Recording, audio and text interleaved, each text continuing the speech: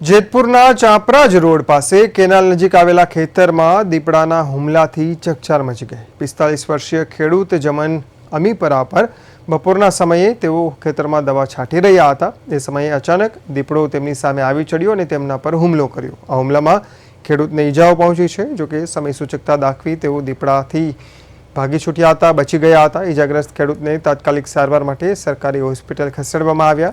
આ ઘટનાને પગલે વન વિભાગ દ્વારા દીપડાને પાંજરે પૂરવા માટે કામગીરી શરૂ કરવામાં આવી છે, જ્યારે આસપાસના વિસ્તારમાં દીપડાના આંટાફેરાને લઈ ખેડૂતોમાં પણ ભયનો માહોલ છવાયો છે।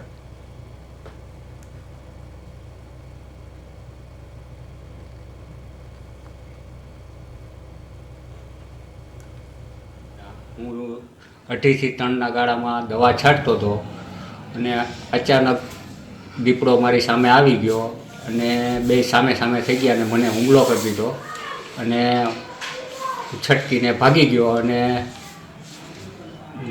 મારો છોકરો આવીને મને सरकारी हॉस्पिटल में सारवार हेठळ लई गयो। जेतपुर आज दोपहर को 3 से 3:30 बजे हमें एक कॉल आया कि एक खेडूत के ऊपर लेपर्ड ने अटैक किया है, इसलिए हमने ये जानकारी हमें उपली सत्ता को दी और वहां से सूचना मिलने के बाद हम तुरंत स्थल पर पहुंचे और खेडूत से मिले और खेडूत जमन भाई भीखा भाई अमीपरा उनको सिविल हॉस्पिटल जेतपुर में सारवार दिलाई। बाद में तुरंत स्थल पर पहुंचकर लेपर्ड को पकड़ने के लिए